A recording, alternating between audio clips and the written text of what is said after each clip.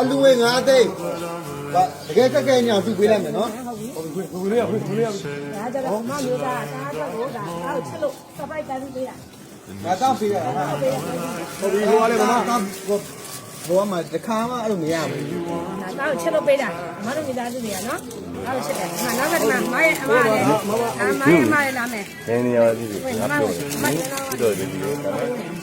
မရဲ့အမလည်းတားတော့ဒါစီ ချစ်လို့ဒါကောင်းနေ အပြီးပြီစနေရသည်ဒီဖေရှင်ပြောတာဘူးမှာတော့ ဖ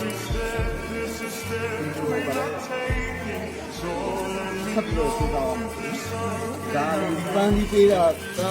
အရန်လည်းပြည့်ပြည့်ဖြစ်လို့ပြတာဘွားမှလေတခါမှအဲ့လိုမရဘူးလေ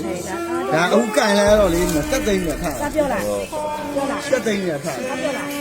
ဒါရဲကတော့နော်အသားပြန်တော့ဆိုင်တယ် အပြောတယ်ကြီးကကြားတယ်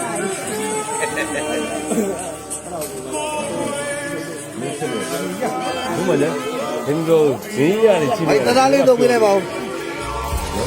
လာရော ဒါလေးကဘယ်နဲ့တောက်ပါမလဲလားဟိုကတည်းကခိုက်တယ်ခိုက်တယ်ခိုက်တယ် စနေလာ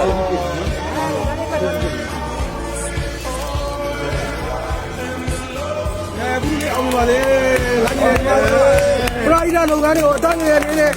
တက်ပြီးကမ်းပါသွားတယ်တိုင်ဖို့ထားရနိုင်ပါစေလို့ဘုန်းတော်ဆွေလေးတွေဒီကောင်တော်တွေအားလုံးနဲ့အ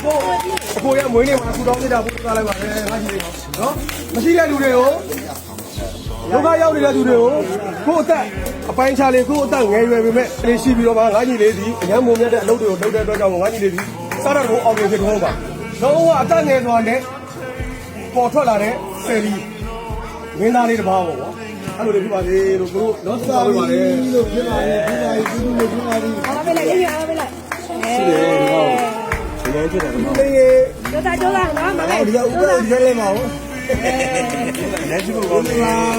ဒီလိုဘာမှမလုပ်ဘူး